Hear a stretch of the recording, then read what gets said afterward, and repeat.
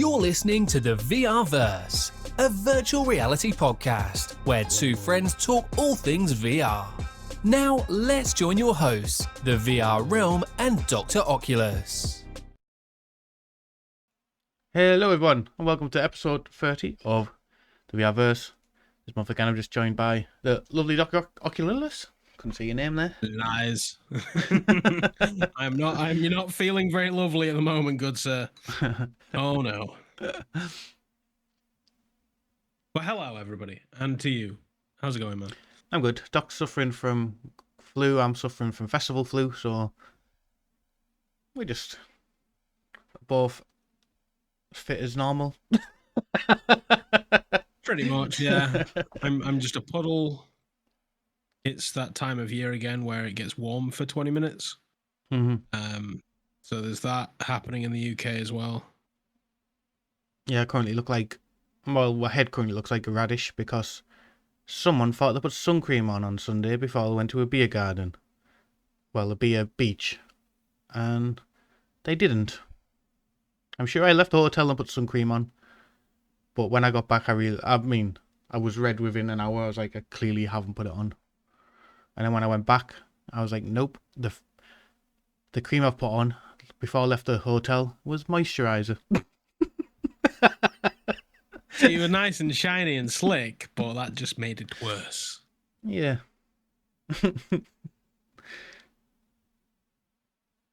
Well, that's the beauty of VR, isn't it?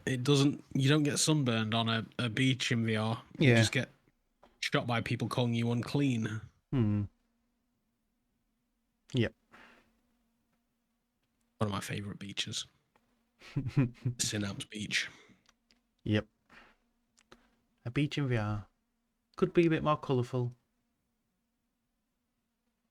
It's not colour where it counts. Yeah. The game has, the beach could just be a bit more colourful. Not in like, I don't want them to change it. But it was designed perfectly. Nothing. Change nothing. Actually, yeah, change things. Give us more. Yeah. To be honest, the beach was in the middle of Manchester city centre, so it was grey around that anyway. A beach in the middle of Manchester. That sounds well, that sounds like a building accident. Yeah. They just, they were a job site and a digger went over and now it's a beach. It was quite nice. If you could ignore the fact it said Manchester Arndale Centre in a massive thing as you were looking across, you would think you were maybe on a beach. But yeah. Okay.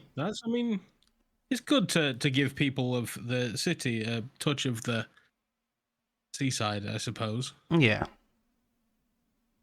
And we got to have a drink. So yeah. Any excuse, I suppose. Yeah, we had a good few beers we planned to stop for one beer. Has anybody ever actually pulled that off? And then we'll just have one and then actually have one. We just saw it and just thought it was like a knock-up beach. Like it just had like huts and stuff, and then they put full decking down, but between the decking and the huts it was all sand with like sun chairs and stuff, and we were like, it'd be nice to have one on there. And then in there, and then yeah. About 3 hours later. 3 hours later, a few more pints down, a few espresso martinis, some Pims, and we were right. Do you think they go around and like hoover all that up afterwards? They must do. Or I think they kind of just leave it. And maybe just leave it. I don't know. It was, well, to be fair, all the sand was on like black. Tarpaulin was under the sand, so it's probably just a case of pulling the tarpaulin and. Yeah, I suppose. But it was an interesting experience being sat on a beach in the city centre. I still prefer the Synapse Beach. Yeah. Anyway, what have you been playing, Paul? been playing like going outside most quite a bit this month, but VR wise, been playing IRL. Yeah, VR wise. Before I went away this weekend, I spent 3 days playing Riven. That come out today, I believe. Was it today? It comes out. It is today. Yes, Yeah, it would have been 6 o'clock today, wasn't it? Yeah. So I've been played for all of Riven. The remake of it in virtual reality. No spoilers. No spoilers. Tomorrow. No, definitely no spoilers. They've done a fantastic job of making it not deviate away from the old too much, but now work with what's available now. They've done a very, very good job of that. They're very good at that, yeah. I mean, Myst was glorious. Yeah. I've not played Firmament yet. That's another one I installed it like the day it came out, and I've still never launched it. I'm a terrible, terrible human being. To be fair, you probably could wait because there was quite a bit of performance issues with it when it first came out. That was the thing, yeah. I heard there were performance issues, so I backed off of it, and I've never really been back. I've never had any issues. It's got a auto detect my system settings button in the settings now. Best settings for me. Okay. In Riven, so I pressed that. It knocked shadows and stuff down to like medium and stuff like this, but left a lot of it on high, and it ran fine on my PC. So no performance issues. I'll probably pick that one up soon. And you know, I've never truly gotten into the other one, Abduction. I've never. I started it and I was like, I like this. I'm gonna carry on more. And then, like every other game I've ever played, I've played 20 minutes of it and then just never gone back. I was loving Firm. Like I'd played Myst when that came out. And then when I played Firmament, and I was like, I think it was a VR bug when he was streaming. He was playing Abduction, and I thought, oh my god, why have I not played this one yet? And I've bought it, and the same as you, I think I paid the opening like 10-20 minutes just to see how it performs, and then just never ever went back to it.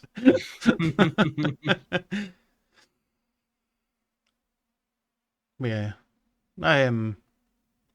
Riven. I ended my review saying if you're a puzzle game fan, it is gonna have the puzzles get really hard. Yeah.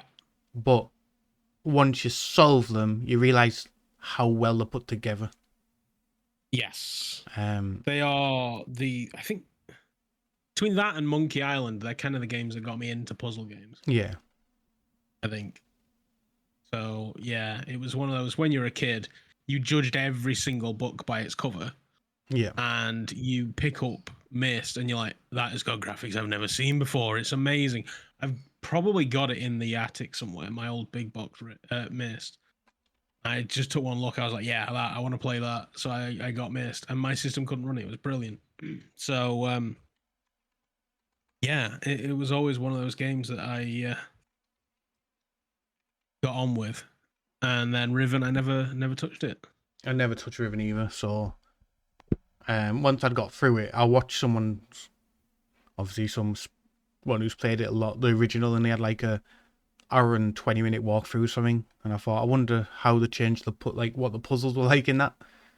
Like I said, they've kept some of the puzzles work like the old one, not all of them, but some of them work like the old one, but they've made it work for what's available now technology wise, and again, they've just done a fantastic job of taking that old, bringing it to new. Looking forward to that. Looking forward to that indeed. And then what else is it? So you thoroughly recommend? Yeah. Massive recommend for me, yeah. Like, well, only if you're into puzzle games, because I think if you're not massive into puzzle games, you'll probably get a bit frustrated by the way the puzzles work. A lot of games can kind of fall into that category, though, can't they? Really? Yeah. I find a game glorious. Tetris Effect, best game. Like audio, puzzle, everything about it is just brilliant. And then there are people that'll just despise it because they're like, no, you can't prestige. I can't get airdrops. What the hell? Yeah. So it's one of those things. But yeah, if you're a fan of the genre, it's probably a must. So looking forward to that. Definitely looking forward to that. It took me 13 hours to complete it, I think. That's a good number. That's 2027 is when I'll finish that one then. So that's good to know. I mean, if Contact me asking can they quote my review, I don't know where they're putting it, but I was like, quote away if you really want to. Yeah, go nuts. I mean, you provided me the game, so like I'm not gonna say no. You can't use a quote.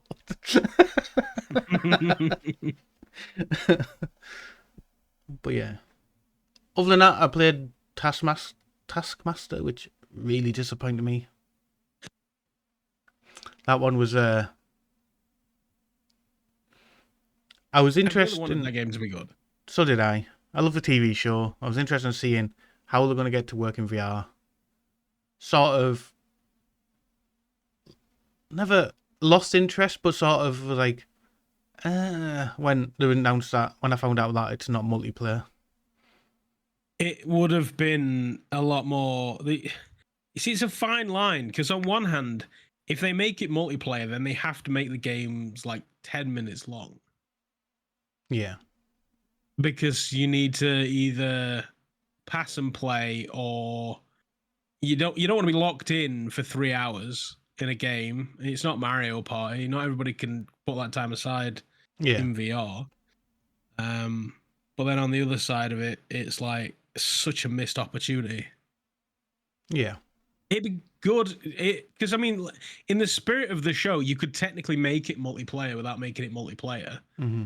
By just, playing against ghosts and stuff. Yeah.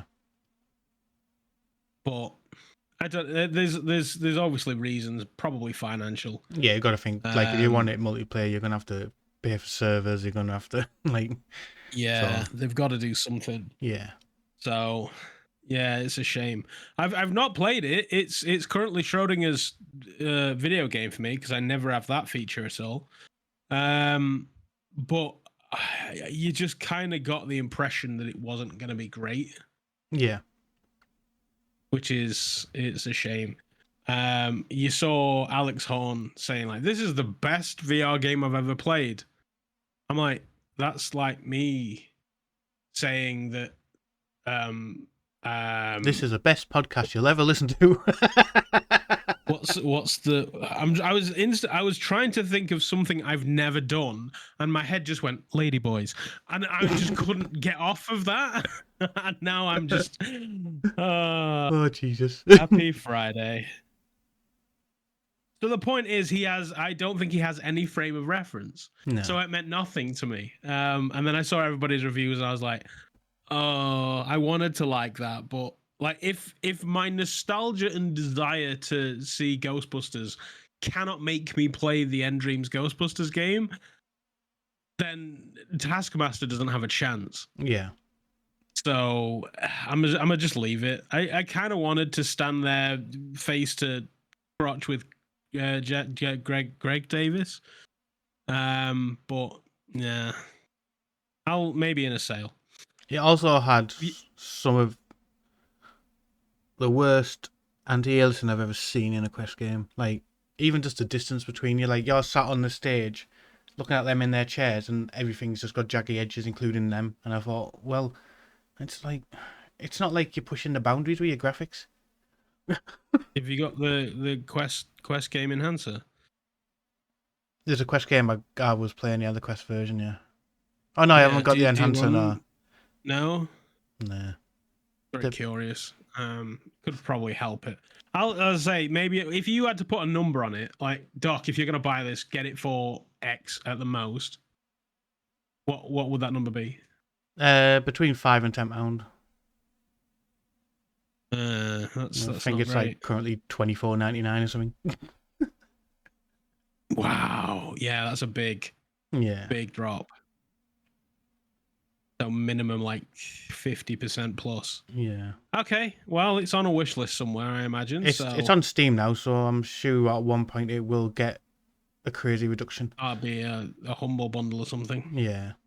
Or I could just poke the devs and be like, go on then, give us a go. Yeah. We'll see, but that's a shame. But I think that's about Did you ever it for the play the Sugar Mess? No. You didn't play that. No. I would say it's like a roller coaster shooter, but it's not. It's if you told me it was made by What's It Flob, I would have believed you, because it does like 3 things over and over again.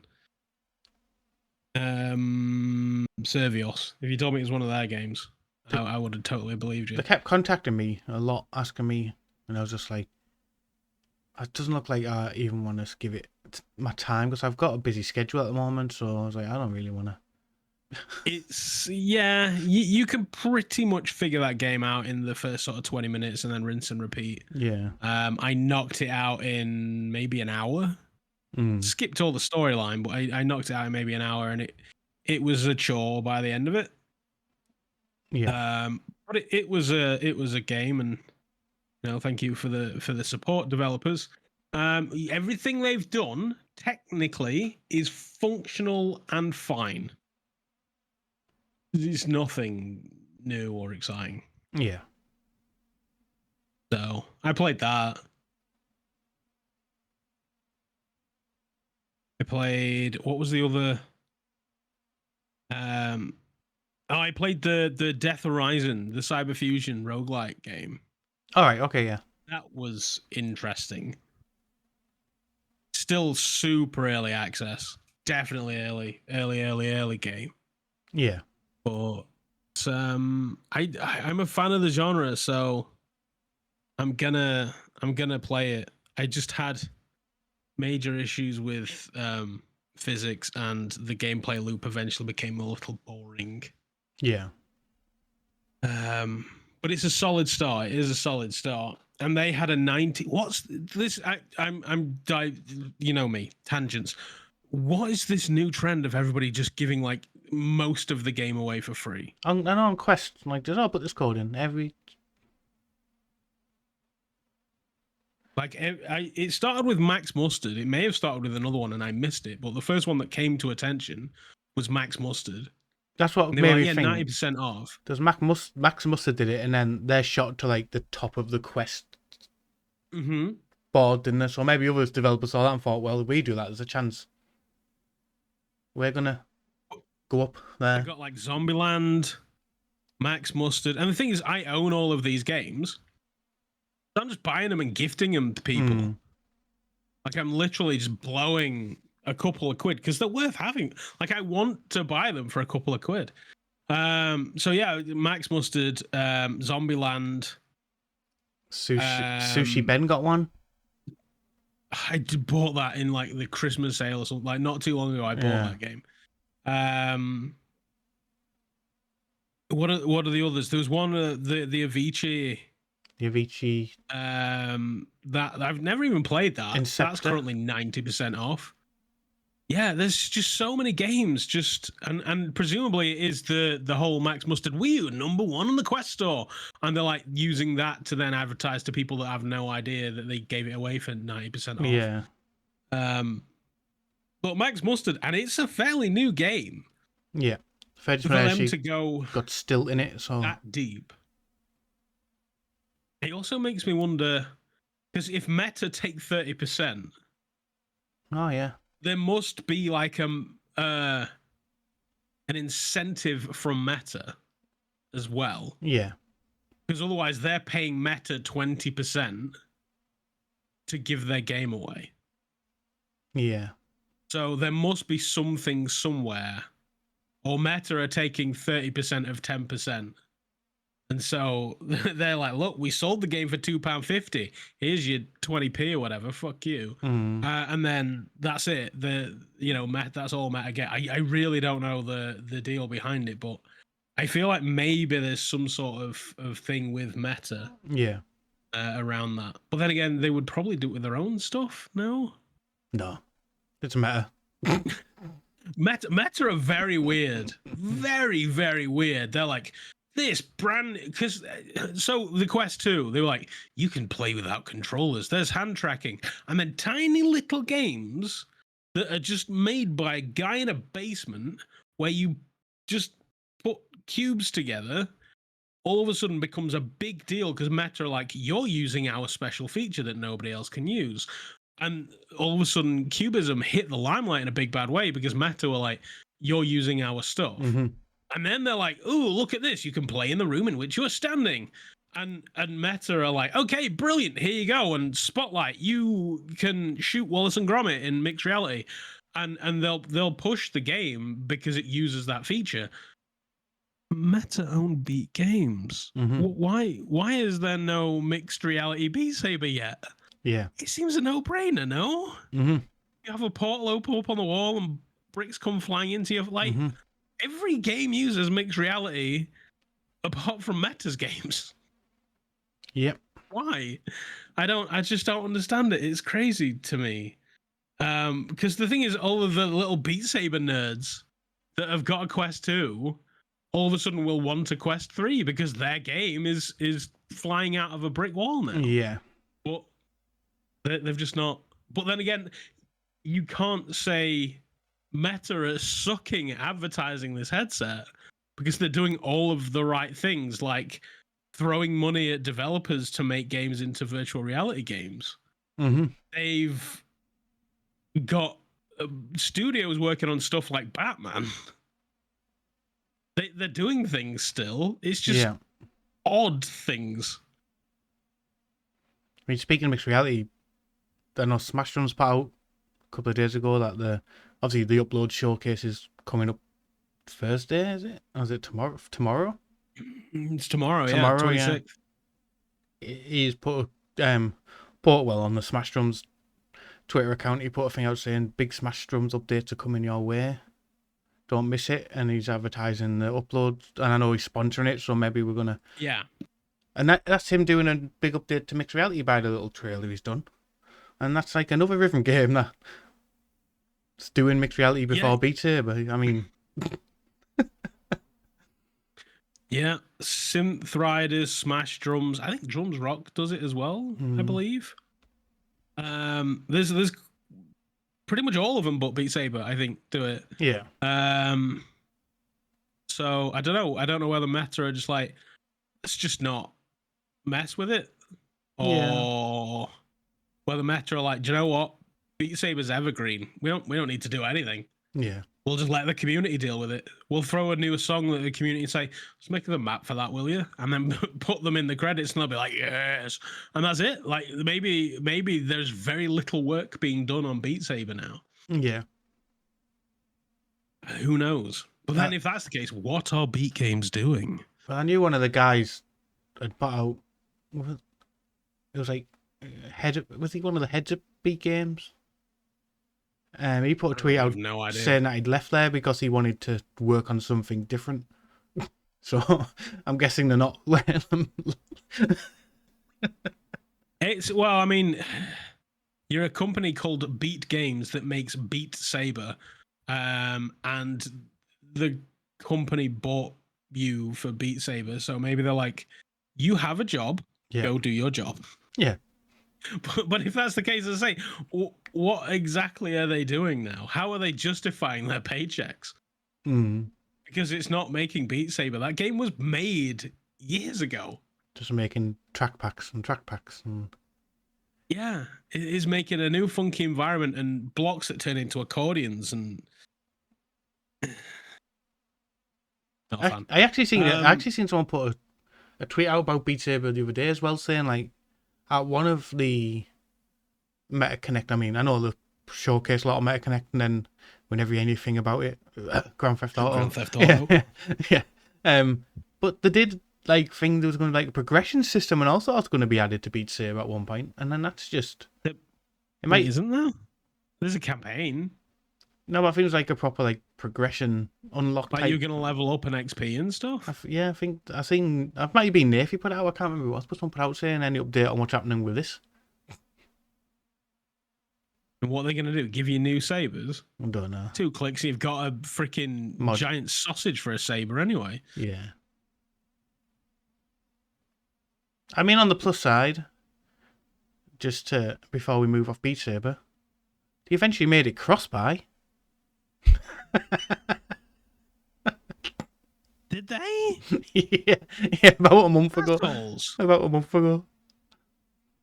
I bought that game so many freaking times. And one of them was to have it on Quest, because I wanted it to be mobile. Mm-hmm. But I already had it on PC. Yeah. Jackasses.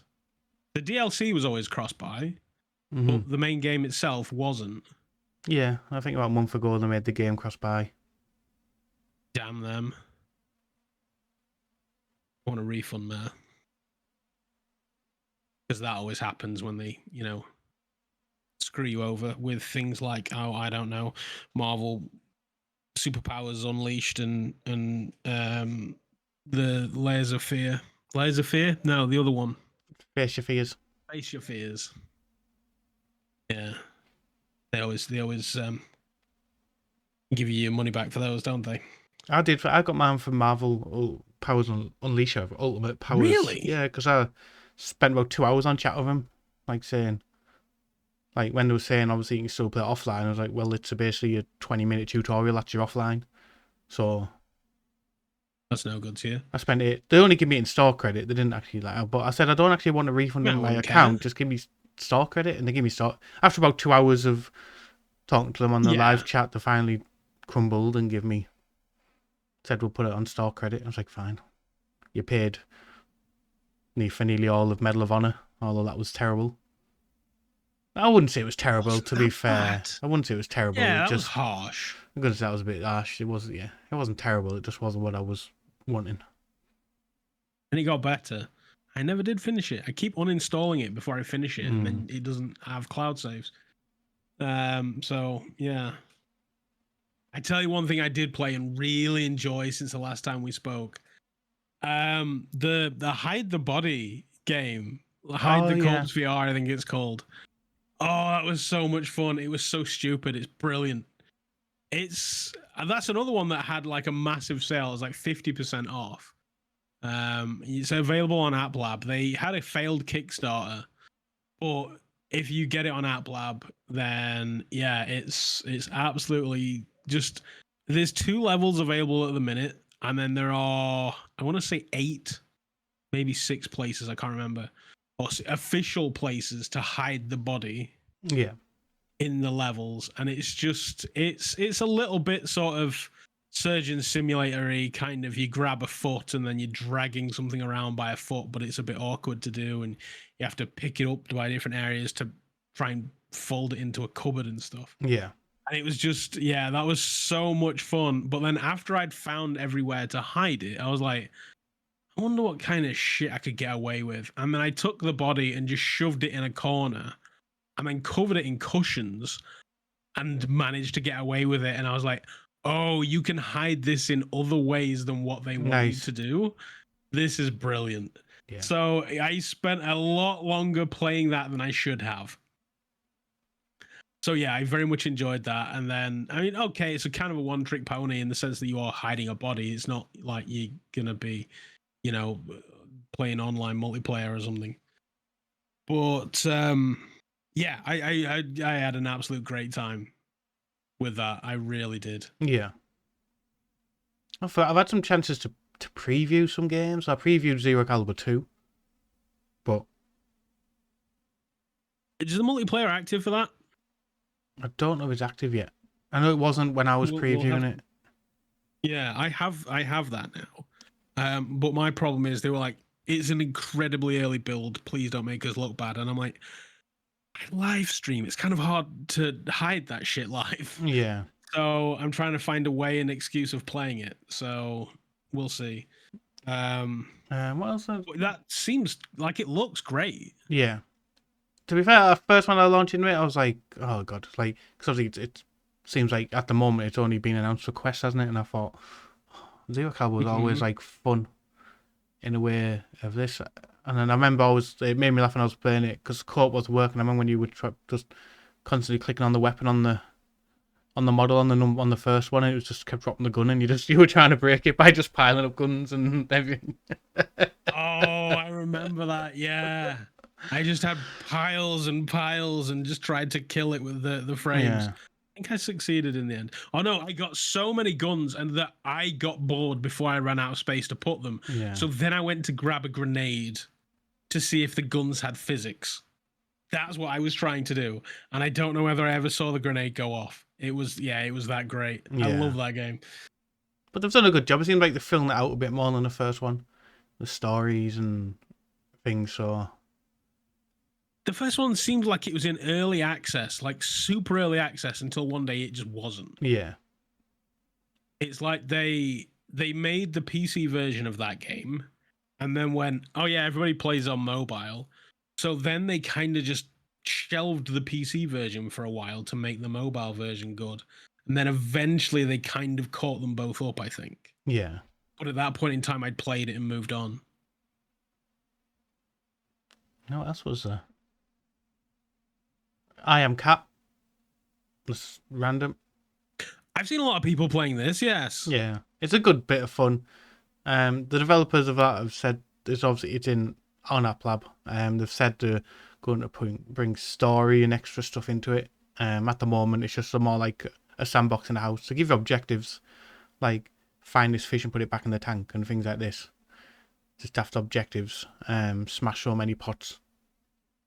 I was going to say, putting a fish back into a tank is not very cat-like. No. Smashing stuff is very cat-like. Yeah. So that's good, I guess. What's what is when I first played it, and I jumped up on a shelf and knocked something off, and then the old lady owner had a pan in hand to hit me. I jumped onto another shelf, pushed the pot off, which hit her on the head, and she was out on the floor. Straight away, I jumped down and started like whacking her face with a cat paw, and then I watch other people playing it, and I was like, everyone knocks a lady out and then goes and just starts slapping her in the face with a cat paw. So it's not I am cat, it's I am lady abuser. Then. Yeah. You're just abusing an elderly lady. And after I sent them the preview for that, they went, "Oh, we've got this game out, Fruit Surgeon, what was it called? Fruit Saloon." And that's just, again, it's App Lab, and they're working on finishing it off at the moment. It's just a rotation of the same sort of things, which is sort of a mix of Surgeon Simulator and not as wonky movement as Surgeon Simulator. Do you get a whiff of like Joyway business model going on here, or maybe they seem to like have a few games out where they're like, yeah, they're in early access. I mean, it's. I think a lot of it. See, it's a bit with early access. On one hand, I understand that games kind of can't survive without a cash injection from early access. Yeah. But on the other side of things is that will be a lot of time. People will buy it on early access, dislike it, refund it, and then never go back. Whereas you had the potential to keep them had they played a later version. Yeah. It's one of like, you don't want to miss out, but at the same time, you want to play the best version of it. There are so many games that I've maybe purchased in EA to then go ahead and wait. I mean, what was that game? The one that I always say the developers are knobhead. Oh my god, name of it, Lo-Fi. There, that one. Like I've had access since alpha, and I refuse to play it because that is a game I don't want to play in an unfinished state. Yeah. It just means I've not played it in 7 years. I just went in. Once I first backed it, I just went into that build where you could just fly around, basically. You could walk around part of the city. You go into a club with a big hologram woman dancing, but no NPCs or anything. And I was like, I'll come back once he's actually released it. And like you, I've just been... There's just no reason to go back since. Yeah. Yeah. So, I'll as I say, maybe one day it'll actually come out and people will be like, "This is amazing," and then I'll play it. But until then, Yeah, it's a weird line to walk. Like I say, I know it's a necessary evil, but at the same time, yeah, And you got to it think, can be when we backed that, it was a November 2020 release. really that bad. Yeah. Well, I'm sure Blair's working hard with his now team of people. He needs a team of people. How many things he plans to release it on before he's even released the one he took the backing for? I'm curious to know how it's gonna go. I am. When I say the developers are not bad, I truly don't know much about Blair, and he just can be very vocal on social media at times. He's just very outspoken. And I don't isn't he? entirely agree with what Yeah. he says. Yeah, same. Yeah. I think he's probably blocked me because I'm sure he will have rubbed me the wrong way at some point for me to turn around and be like, why? Why would you say that? But yeah. So my point is, early access is a necessary evil that I think is potentially terrible, and so maybe it'll be a thing. I don't know. Yeah. You ever played that U-boat game? There's a new U-boat game come out, Silent Wolf. No, I didn't even play the first one. There was a first one? Yeah, didn't he have one? Iron Wolf? It's the same person, isn't it? I think. I don't think so. Is it not? I don't believe so. I mean, it would make sense. There's kind of they're either piggybacking on their goodwill, Yeah. or it is the Iron Wolf. No, Iron Eye Studios makes that, whereas Titan Z Games makes the other one. Okay. I thought it was just the same person because it was I a very similar. This is the thing, yeah. Unless wolf is a thing that's synonymous with submarines, I don't know. Hmm. But yeah, that came out recently. 19th, that one was released. I didn't know if you'd played it because all of the trailer looks very Quest orientated. Yeah. And I don't know if it's as Quest looking on PC. It probably is, much to the annoyance of the VR community. Yeah. That it's gonna happen. Like, all the money is in Quest, so Yeah. plus for somebody that refuses to upgrade the graphics card every 5 minutes, I like that games aren't super demanding and needs a killer PC to run them, because Yeah. I'm gonna get to the point. And my little dinky 3080 is still doing mostly fine with a lot of games, but yeah, I like that maybe I don't need the strongest PC to run every 2080 game. Ti and it's still performing okay for now. I was a little worried about Riven being, demanding, but that's good to know. Was I PC VR community also got a bit of a kick in the nuts from?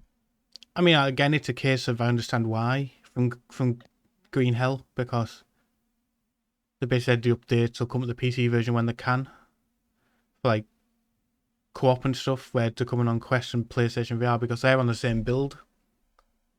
Mm-hmm. So it's easy to get them to cross-play with each other and stuff. It's like working on one, you're working on the other at the same time. Yeah. And PC update will come when they're ready to announce them and stuff. It's sadly just where the money is. That's the thing. Mm-hmm. Bol pretty much called this a long time ago, where he said that basically our PC games are going to become mobile VR games because that's where the money's going to be. Yeah. That's where all of the devs are going to be developing for, and that is exactly the way it's gone. Which is what it is. Like, it makes sense. Yep. Got to think, like we've always said, at the moment, VR developers don't make games to make money, but if they go into a platform that's going to make them the most money, although they're not in it to become these mega rich developers, that they're still going to go to where they're going to get more money first. Yeah, that's it. It just makes absolute, because at the end of the day, it's still a business. That's the thing. It is still a business. Yeah. And you can't just, every game can't be a passion project. It has to make money, otherwise they don't get to make the passion project. Yeah. There's a demo I was gonna talk about. Oh, it was on Next Fest. Because we've obviously had the Next Fest. I only downloaded one demo this time. It's the demo I'm going to talk about. I was going to say, I used to play every single demo, and then I realized that it was such a mixed bag. I just stopped. I've not played any of them. It's one. Didn't even look. I even think the demo's still on there now. I know in the days of VR Souls, me and Buck talked highly about the light gun shooter Point Blank and how that would work in VR. On Point is basically just Point Blank in VR. He sent me an email about that. Damn it! Was that? Oh, I may have access to that still. I did want to check that out. I think the demo's still live now for it. I don't think they've took it down after Next Fest. I think they've just left the demo on now. That's good, because I do want to try that. Want to try that. Sure, I looked the other day and it was still on, because I thought I downloaded it and I thought, do I need to delete it off my PC if you can't play it anymore? And then I looked on the store and it was still there to download the demo. So I was thinking, they must have just left it on.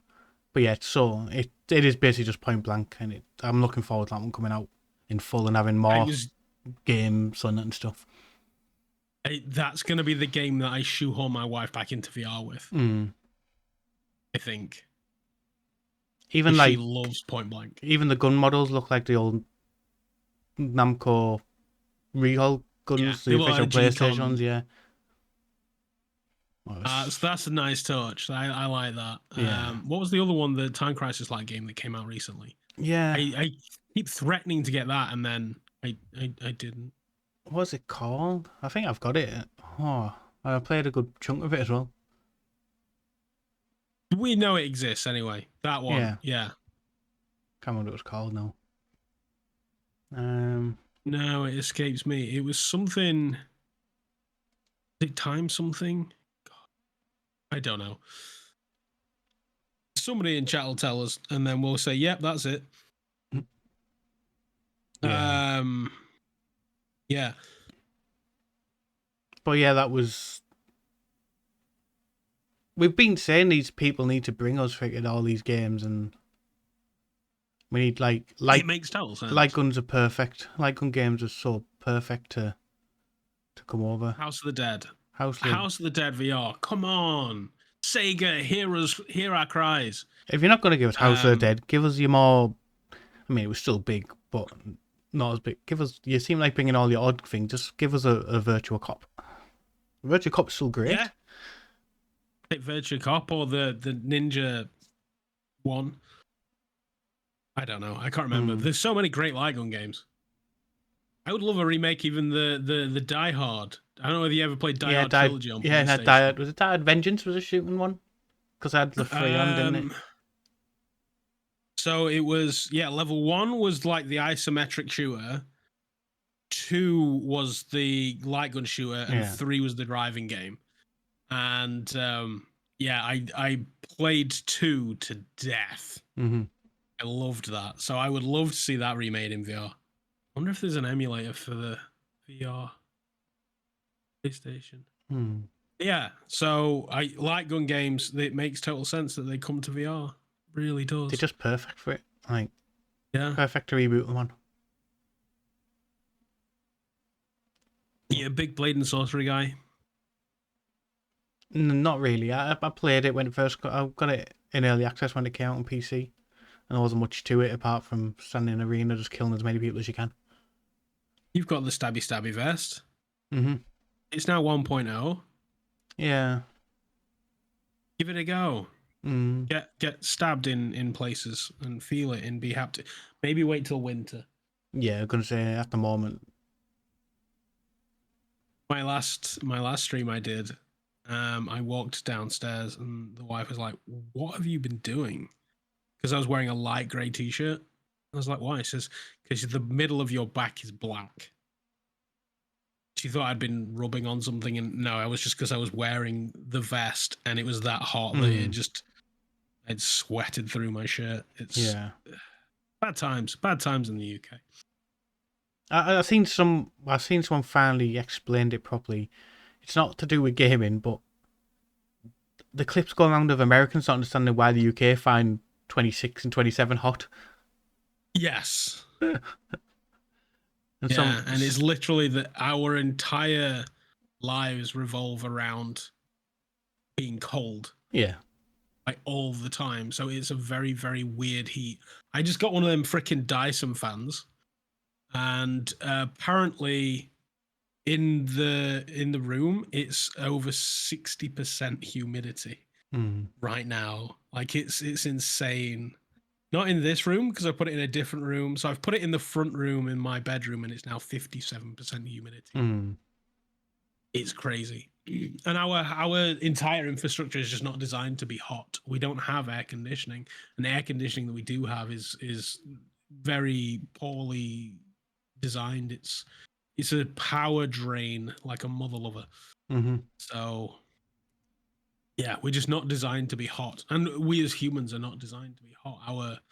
Our bodies aren't designed to be exposed to this heat. Yep. But this is why this time of the year comes hard for VR, because especially like in the UK and Europe, because we don't have the air conditioned rooms. We don't. We just like, oh, I mean, like my downstairs stays cooler than upstairs. So today at work, I worked on a tiny laptop downstairs for as long as I could before moving upstairs into the room where I would normally work from. But I did as much as I could with a single monitor before I needed to go up to use a double. Like I had to have more than one monitor. And yeah, also very much. I'm just looking on Steam. Recently released was Scaffolding VR.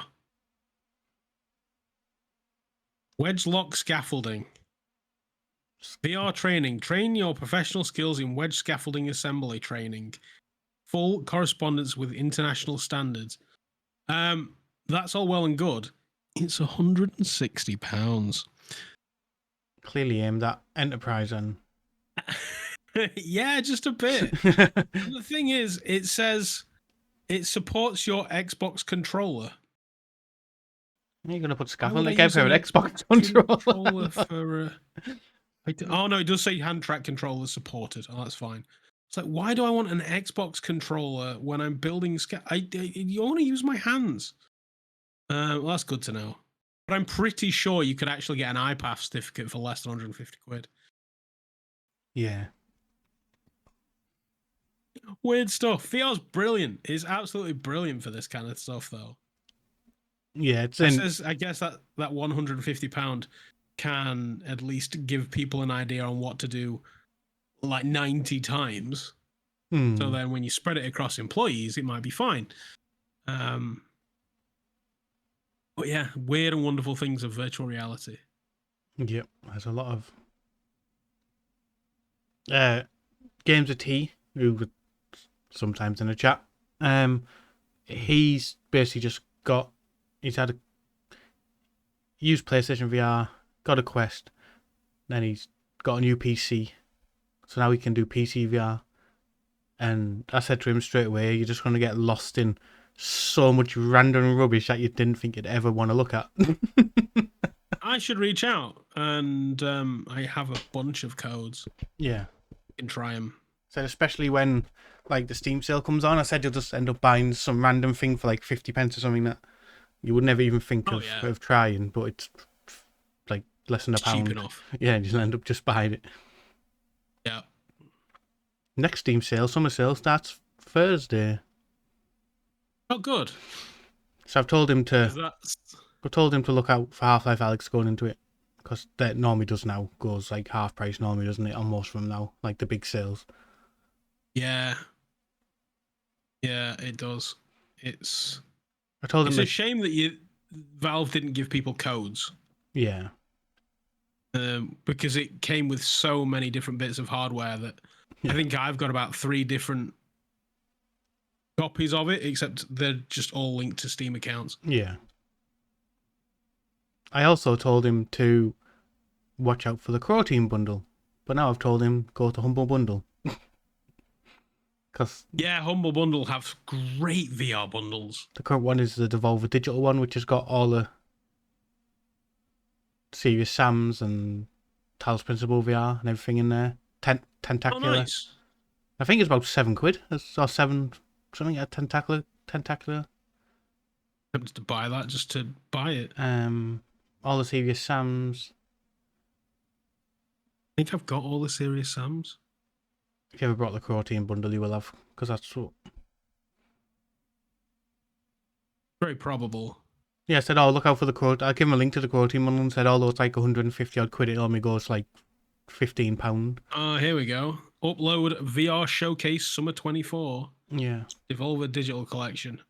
Gone, Tentacular, The Talos Principle, Serious Sam 3, Serious Sam The Last Hope, Serious Sam The Second Encounter, Serious Sam The First Encounter, and Block Hood VR. I don't think I've got Block I've Hood. never even heard of Block Hood until I saw that. Yeah, I don't know. Here's a link for anybody who wants to But check it out anyway. Talos Principle is outstanding VR, another outstanding puzzle game. Oh, it's great, yeah. Tentacular's so much fun. Yeah. Serious Sam's are fun with if you get friends into it, which for the price it is, it's probably easier to get friends in when you get it in that bundle.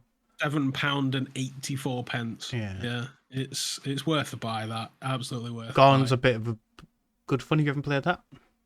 Yeah, Gone. Just make sure you've got like 7 miles free. Yeah.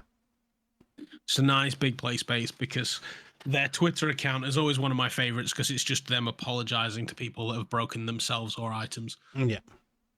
Because of Gone. It's brilliant. First thing to be fair, the first game I caused myself an injury was Drunken Bar Fight. But again, that's one where you need a player space. Yes. Which I didn't have at the time. Well, you mentioned drunken games. There's a zombie game you played a little while back. Drunk or Dead 2. That's recently been released on the 14th of June. Yeah, look at that. I only look at that, didn't early I? access. Looks very pretty though. Like the look of it. Never played it, but it's also a new one that came out. You seem to enjoy yourself when you were playing it last. Yeah, it's very repetitive, but it's a good laugh. Yeah. Getting drunk and seeing everything blurry and trying to shoot zombies. But yeah, I think I punched the door frame. I didn't realise how much I'd moved in my player space. Well, the first thing I did it was on PlayStation VR. The first thing I did was when one went to punch me, moved my head back and whacked it off a wall because I didn't realise I'd moved close to the wall. Like the top of my head off the wall, and then moved back in the middle, and the next thing I punched the door frame and split my thumb open. That's the sign of a great game. Yeah. You were that immersed. It was like when I work late shifts and I was playing it in the morning, so it was just before I went to work. I split my thumb open and I went in the cupboard. I only had Hungry Little Caterpillar plasters, so I went to work with Hungry Little Caterpillar plaster around my thumb. That's just glorious. But you only had them because hope you were mocked. I only had them because it was come to one of my friend's birthdays and she called it the Human Centipede. The kids' book, The Human Centipede. Okay. But she meant Hungry Little Caterpillar, so I just put some of these plasters in like a bag for a birthday. There's like with the stuff just for a laugh. I like that version of it more. Yeah. I like the thought that it's the Human Centipede. Yeah. So I thought I'll put some of these in a bag with a present just to have a laugh. But yeah. It was funny. But speaking of PlayStation, I think there's a big they're like in the big limelight for VR again. There's something going on with PlayStation at the minute. I had no idea. It's just, what could you ever be referring to? So of course, after we did our last one, the last episode of this, to then put a showcase out. Saying it was going to show VR off, PlayStation 5 stuff off, and it gave us some VR. It gave us some Behemoth, but it's now called Skydancer's Behemoth, which does my head in. Wasn't it always Skydancer's Behemoth? I mean, it's the Behemoth by a company called Skydance, but yeah, but I think it's nobody's like going to say the Skydance bit, really. yeah, but like it's even like listed on the store, isn't it? I was like Skydancer's Behemoth, like oh wait, like maybe they're proud of it. Or people started thinking it was a Sony game because that was the only game Sony talked about. yeah, and we saw some jittery footage for Aliens, for the Alien game, which should never have showcased that at like 30 jittery frames per second and stuff. It was that was bad. I would love to see the raw file, and hopefully it was like a weird, cool, yeah, broadcast issue, and that somebody didn't look at that and say, "Looks perfect, ship it." mm-hmm. Like, I would like to think nobody intentionally put that video out, because you'd think Servios would know better. Yeah. Even if PlayStation are just, well, they've dropped that many balls with the PSVR, they now live in a ball pit. Yeah. And then So yeah, I would like to think that was an accident rather than intentional. But the biggest ball have dropped for a long time. Showing off a nice new Astro Bot game with no VR. What quite frankly was a system seller of a game. Yep. On the PSVR 1. I had my relationship with the PSVR 1, I went from a DK2, I played somebody's PSVR 1 and went, this looks shit, compared to my DK2, went to the CV1 and many other headsets, and then eventually came back around to the PSVR 1 because of Firewall, and I felt I was missing out because I wanted a gun to shoot people with, which turned out to be the bane of my existence, and I hated it. I spent my entire time just grabbing it and wiggling it around like I'm some sort of milking machine. But my purchase was vindicated by the fact that it also, not only did it come with Firewall, it came with Astro Bot.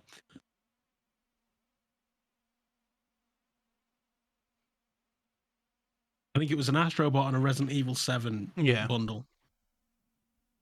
And those two made the system worth it. Mm-hmm. And then for whatever reason, they're not making it VR. Yeah.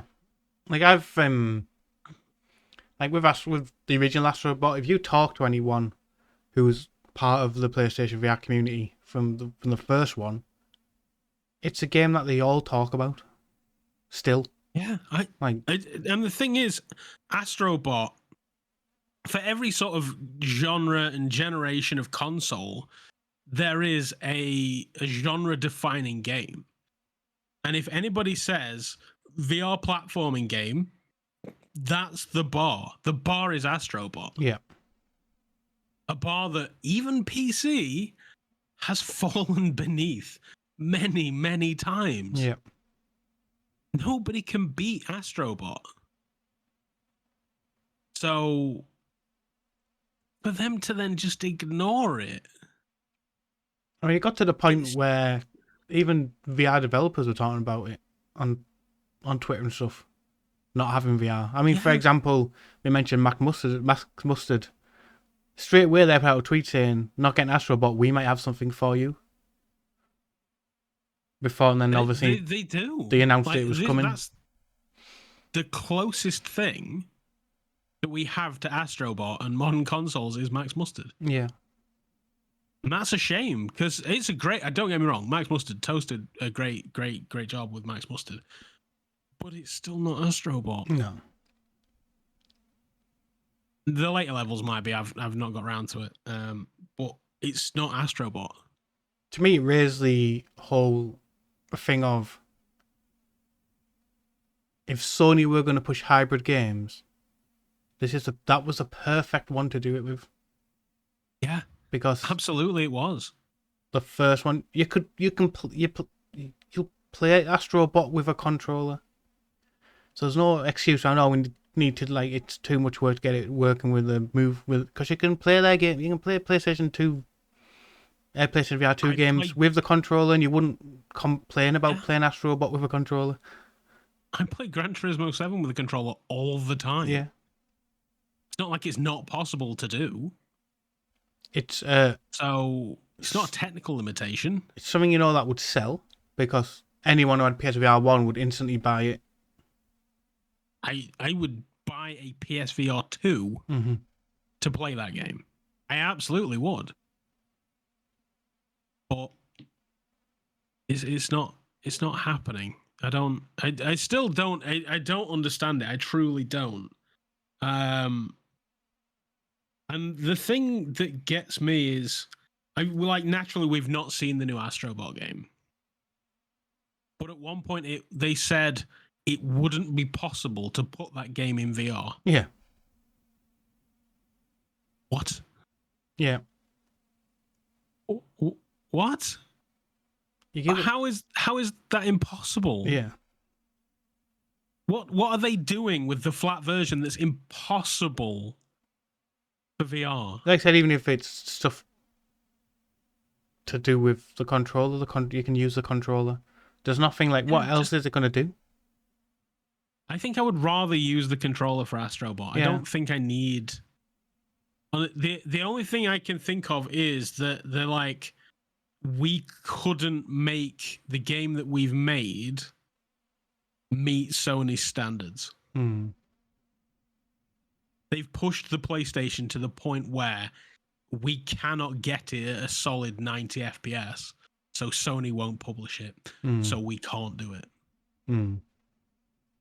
Which would be a shame if that's the only reason. Yeah. I just don't... I hate to... So Astro Bot 1, I took the headset off and went, that is indistinct. I never had a PS4 Pro. Never had a Pro at all. And I could not tell the difference between that and my CV1. It was a PC VR game, quality-wise, on a PlayStation. That blew me away. I couldn't believe it. And the things they did with the headset and the controls and everything, it was the Nintendo of VR games. Yeah. It was Sony showing people how to do it right. And then they've not done it. No. Yeah, as I always said as well, it wouldn't have even seemed so bad if they said, well, this Astro Bot's coming to PS5, blah, blah, but we're going to remake or remaster Astro Bot 1 and give that to PlayStation VR. Like, do an upgrade for it. Like... Or this is the flat one, because there was flat versions of Astro Bot on the PSVR, on the PS4. Yeah. This is the flat one, but don't worry, a VR one's coming. Yeah. But no. But it's not. No. It's not coming. It's impossible. It's impossible to make Astro Bot a third-person VR game. Can't do it. It's not possible. It's never been done. Yeah. Back off. And then we had the big problem with the tweet that came in their response to everyone kicking off. Which I still don't understand that. Like that clearly to me is definitely aimed at the VR community. Yeah. Which was, if I remember right, it was essentially Astro Bot teabagging a PSVR headset. Well, it was like dancing. If you saw something else. It was like dancing on it, I think, but it's still... It may as well have just whipped his cock out and pissed all over it. Yeah. When you mean to me online, this is who you're being mean to. Yeah. No, who we're being mean to is the dickhead that's pulling the strings. Yeah. That's running the PSVR department. Yeah. That's who we're being mean to, because what are you doing? The whole strategy from day one has never made a shred of sense, but I figured they had a strategy. Yeah. And now I don't think they do. No. I think they do have a strategy. It's just got the word exit in front of it. Yeah. I think the problem, like, it just... You've made us peripheral, basically, that's more expensive than the console, people have gone out and spent money on, and then you just sort of pissing in the cereal, pissing in the cornflakes, going, well, so what? You've got it now. We don't bother. It's what it seems like now. We're not bothered now. You've got it. And I was only thinking the other day, I was thinking it sort of took it was only yesterday, it sort of took the, it's, again, you said it seems like the exit strategy from it. It reminded me of the PlayStation Move. When they came out on the PSVR 3, there was about a year and a half where they were like, everything's going to have move support, and everything was, there was games getting move support you didn't expect to have move support. They were releasing move games, internal, like, and then they just went, actually, nah, it's alright. After about a year and a half, nah, it's alright. It hasn't really done as well as we thought it would, so I'm not bothered. Like, we'll just stop doing anything for it. And then there's the lovely iToy. Remember how much that got used? Yeah. Mm-hmm. Sony, and the thing is, the thing that really kind of bugs you is then you've got all your friends over at AWE, and they're like, this Sony headset that they're planning on releasing, and you're like, hang the fuck on. Yeah. Sony are going to release a mixed reality headset? What? Aimed at there's even now, like, enterprise and creatives, aren't there? Not gaming, but still, you're like, is that because that's what's become the big thing now? Like, you're just going to ditch this one and let's make this one? Yeah, was the PSVR 2 just a proof of concept for that thing?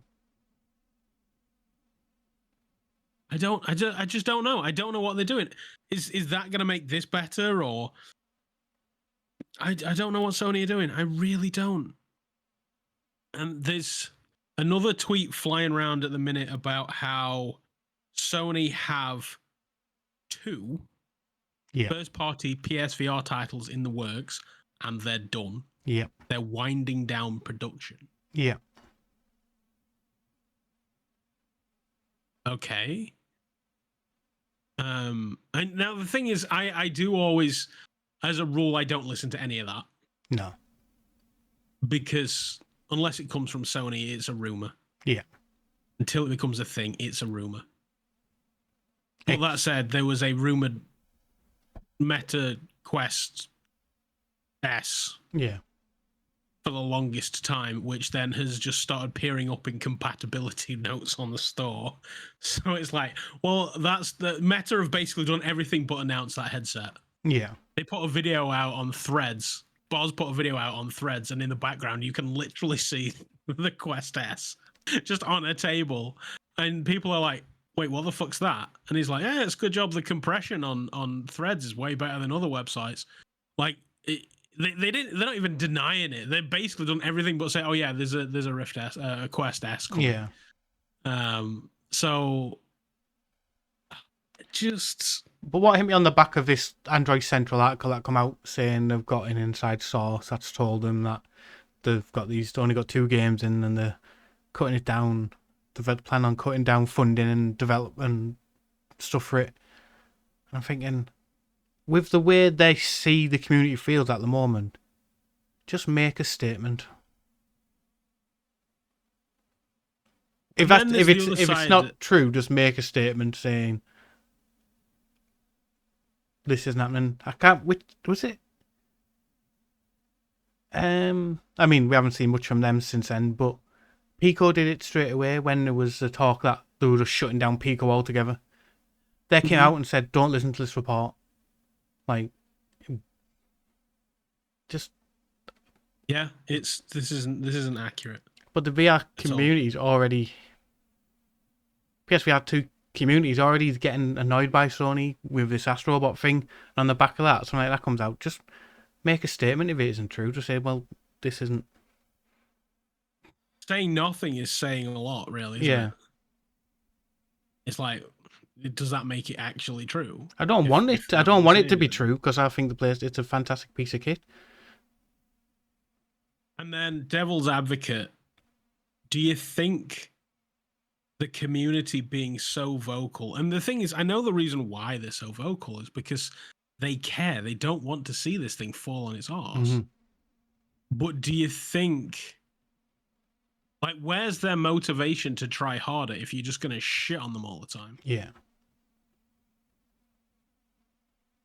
Do you think maybe we should turn around and be like, okay, Sony, well, you've given us all this so far, so thanks very much. Please, in your own time, just get us some more stuff. Yeah. I mean, in the community's defense, they've been doing that for over a year.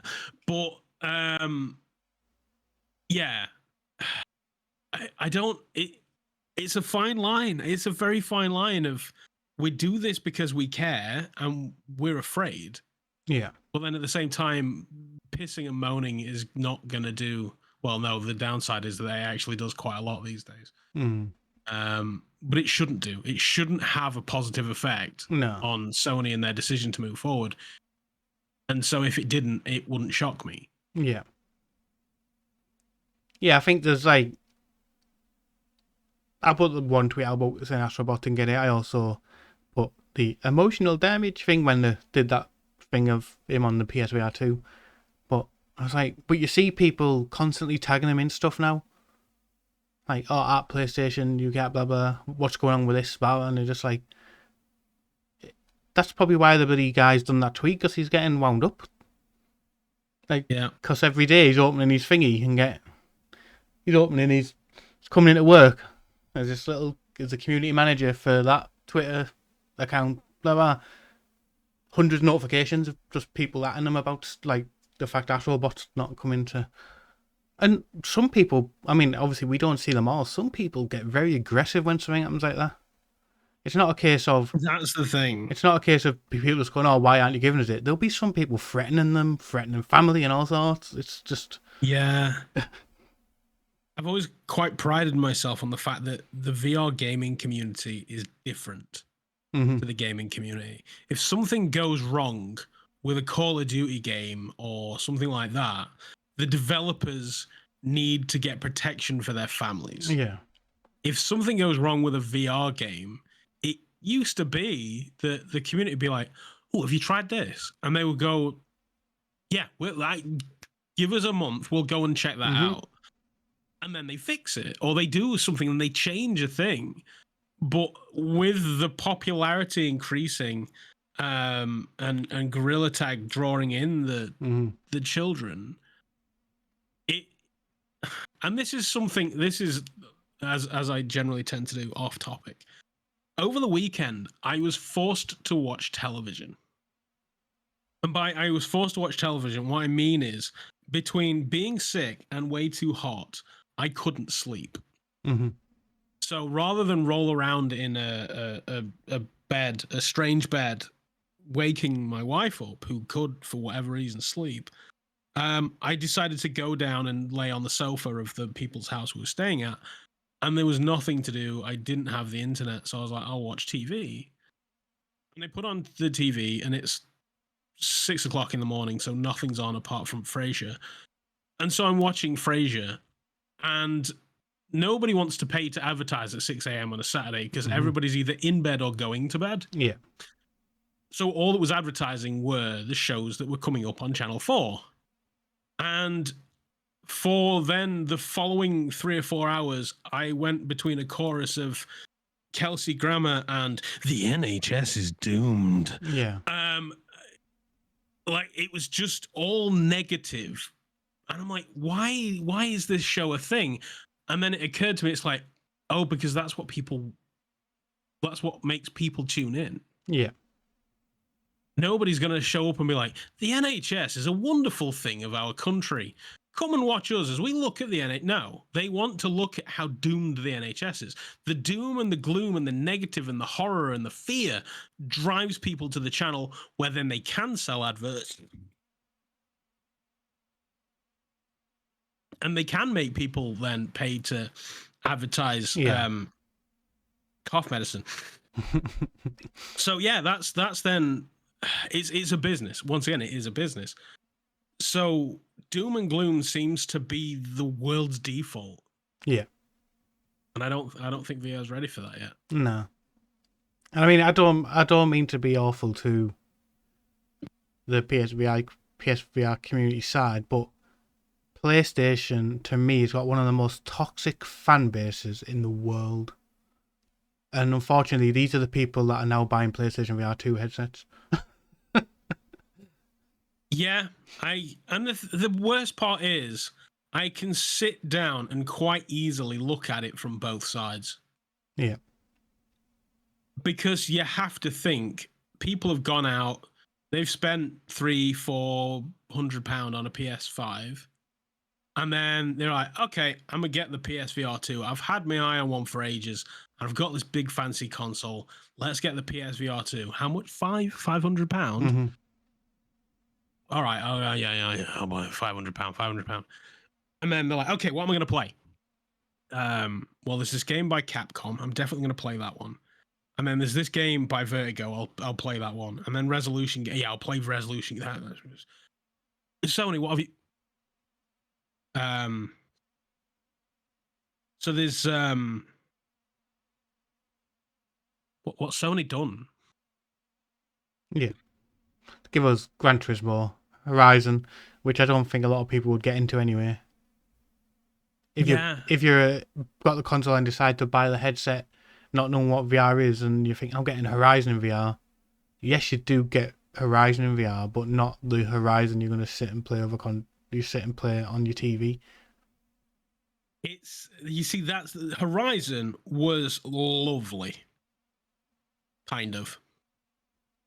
But the problem is there is a weird Venn diagram. So in this Venn diagram, you have one circle that's got people that like the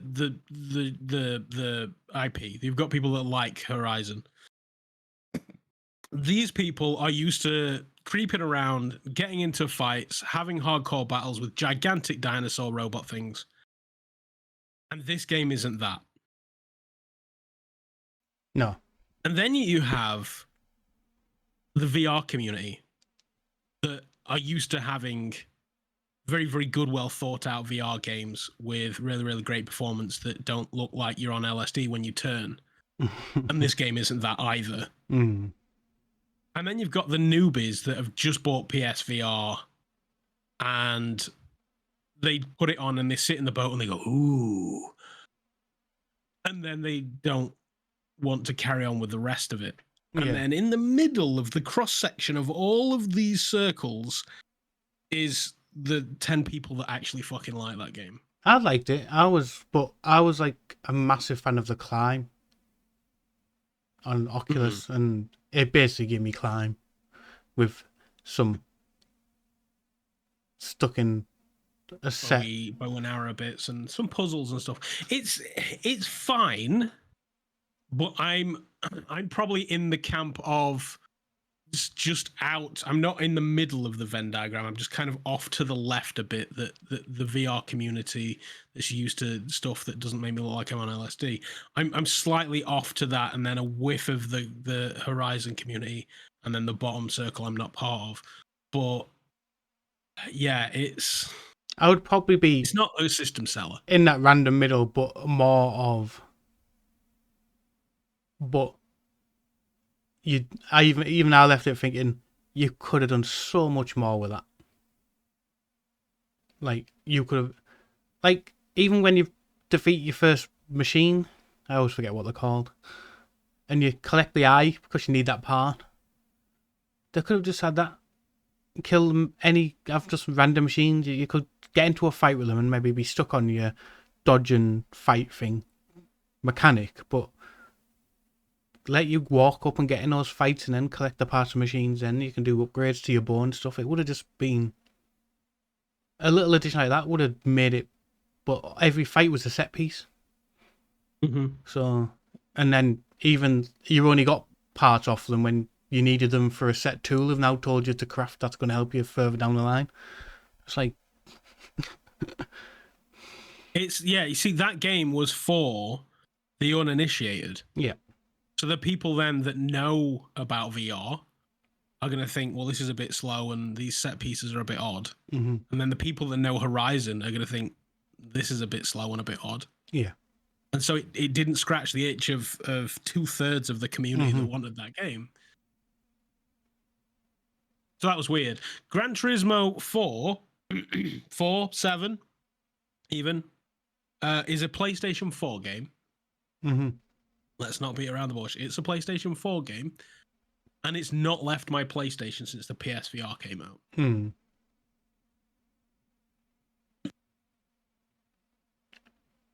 That is the best.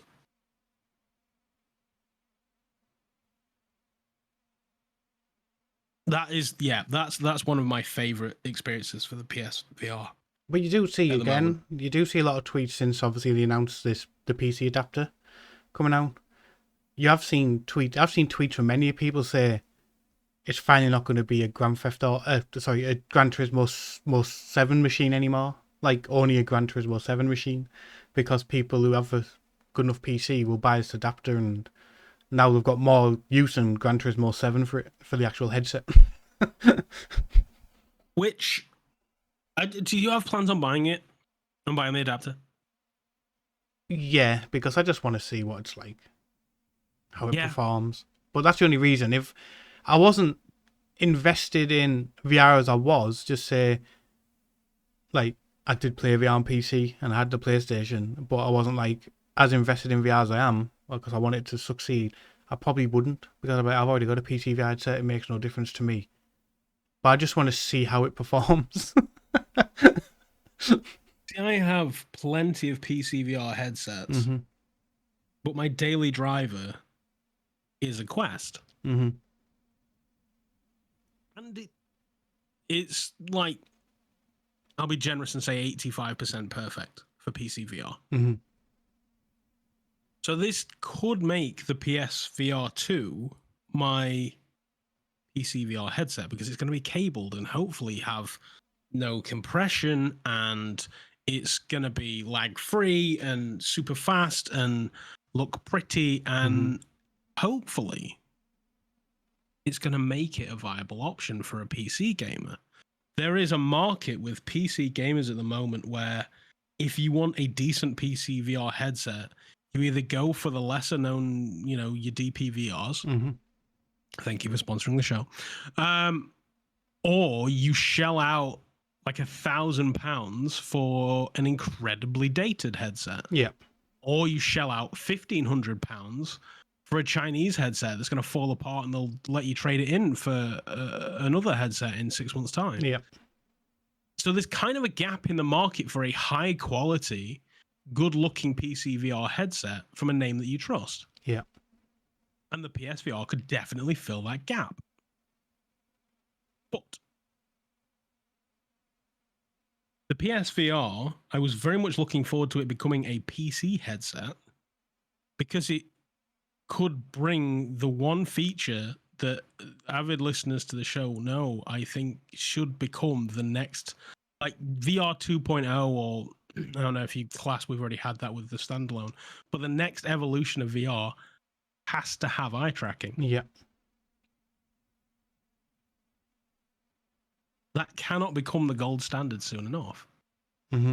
Because if every VR headset had eye tracking, then your Quest games could look better, which means your PC games don't have to look so bad. Yeah. And then people that are on your 2000 series GPUs can look at the new shiny game and say, do you know what? I'm going to be fine. Because it's going to give me the best graphics where I'm looking, and everything else can be a potato, and I'll never know the difference. Yep. And that cannot become the standard soon enough. But PlayStation can't or won't. We don't know yet. Yeah. But it's not coming with the headset. No. All of the features that make the the PSVR just an outstanding headset, none of it is coming to the PC. It's a face-mounted tracked TV screen. So you'll be able to use the controllers, but the one thing you really love about the controllers won't work. Yep. The haptic triggers. no eye tracking, no head haptics, no HDR. And so then you start thinking to yourself, Get a Quest. It's cheaper. yeah, at this point in time, it's got a very small niche place in the market for people that are essentially just tired of an index. But even then, we can't promise that your tracking's going to be as good. Yeah. So I'm very curious to see how it goes, and I'm very curious to see if it's hardware or software that stops these features. Yeah. Because I can plug a PS5 pad into a PC, and you can still get the active the triggers, right? There are some games it's encoded into it that you still get your adaptive triggers. So if it's possible with a PC game, is it technically possible with a PSVR game?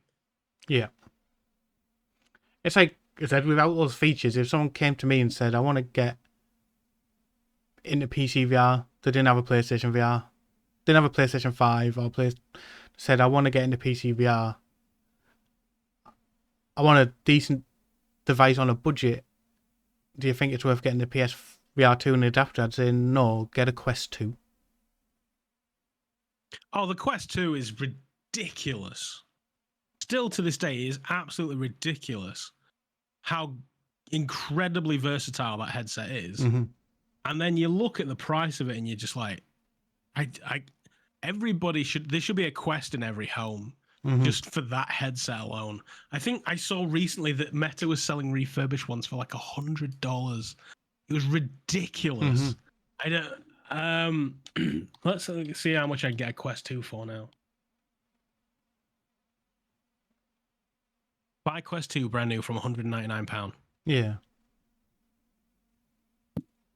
Because $199 from Meta. The Quest 2 is still a solid device. Yeah, it is. It really is. Amazon, $184.96. Not affiliated. It's £185 on Amazon. That's ridiculous. And it's, like I say, every home should have one. For that price, there is no excuse. If you are vaguely curious about VR, Yeah, there is no excuse not to buy that. It's cheaper than a Switch, and you can do so much with it. From media consumption, games, social stuff. Like, it's just crazy. Do you think that's even an option? With PlayStation VR jumping over to support PC with this adapter, do you think it's their way of pushing aside requests for some of the, like, every PlayStation VR user ever since 2 was announced was like, they're going to give us Half-Life Alyx, they're going to give us Half-Life Alyx on this thing. Do you think that's Sony's? Do you think that's Sony's way of now saying you can play Half-Life Alyx on your PlayStation VR, just not on our console? I don't know, but it's one of those things that maybe, like I said, they have a strategy and it has the word exit in front of it.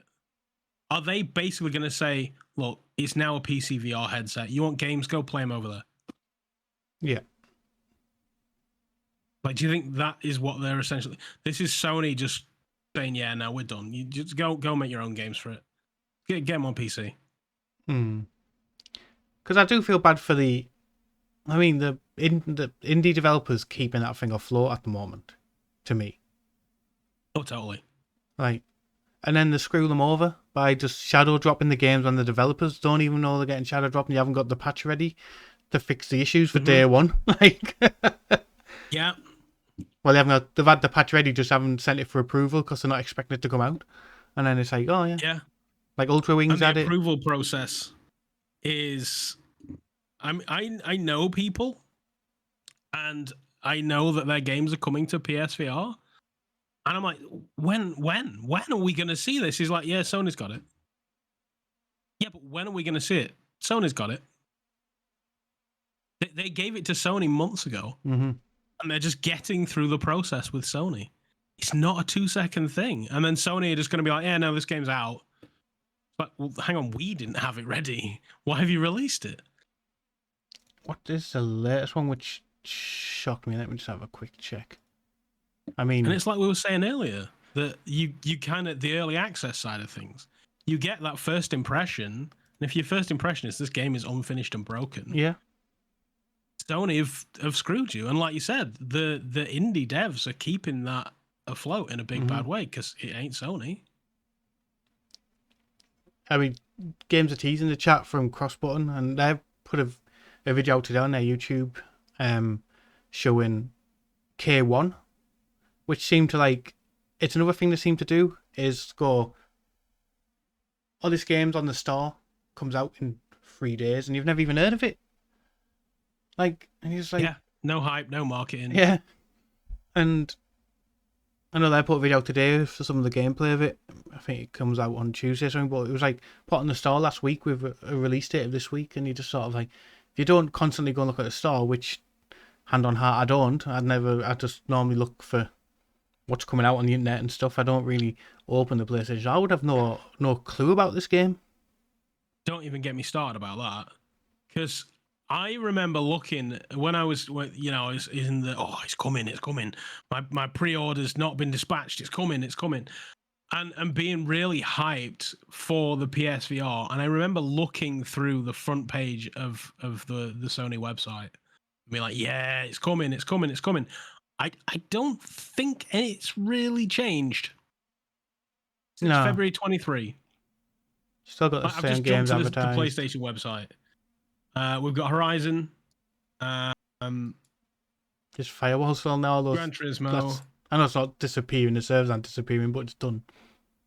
and Resident Evil. That's not changed. Now, games have definitely come out for the PlayStation since then, but it's just not changed. Yeah. Show me the new. It's straight away. It's Resident Evil, Horizon, and Gran Turismo. That's all I ever see. And I know other games have come out since. There's been another Resident Evil since then. Somebody mentioned it in the chat that I know we spoke about it before, the whole issue with the tracking as well. Like, remember our Twitter group just going, oh, I've not had an update yet. And then we found out that you have to like inspect the code to actually get your date because it wasn't updating on the website. I mean, to get your time and stuff. If it was dispatched, like if it was out for delivery, you had to go and inspect the code on Google Chrome and stuff and have a look at see if it had been just like out for delivery. It was just a right mess. Well, I found out mine was out for delivery when I was checking my pre-order, said it wasn't coming, set myself aside to wallow and moan and whinge in bed, and I answered the door in my underwear to somebody passing me a PSVR 2. That's how I found out mine was out for delivery. Yeah. Just in my area, I must be on the first few deliveries of DPD. Yeah. So they delivered it ridiculously early. I was like, I had no idea this was even coming. So yeah, it was such a ball, like just from day one.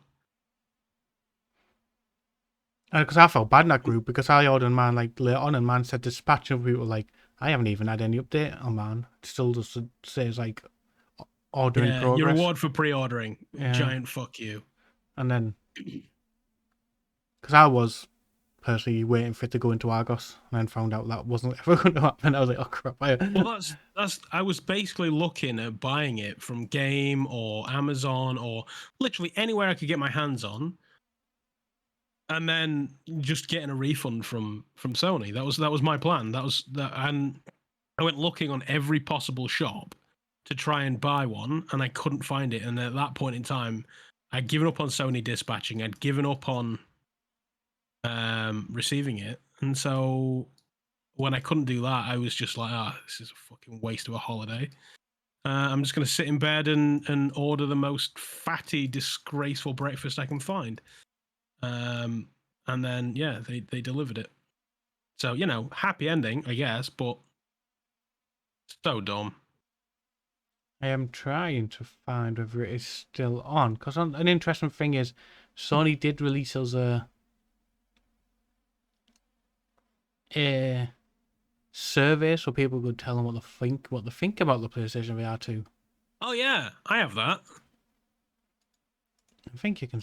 Yeah. I think it's still active at the moment. I think you can still do it. Yes, you can. So if you've got a PlayStation VR 2, there's a survey you can do and give them feedback. And I've done it. I definitely did it the moment I got it. Yeah, I've asked them for.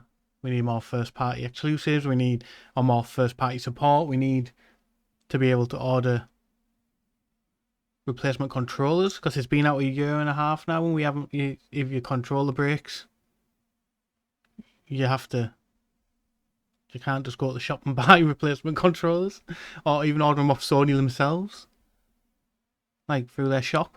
We need replacement controllers to be a thing. Yeah, that's what eBay's for. Mm-hmm.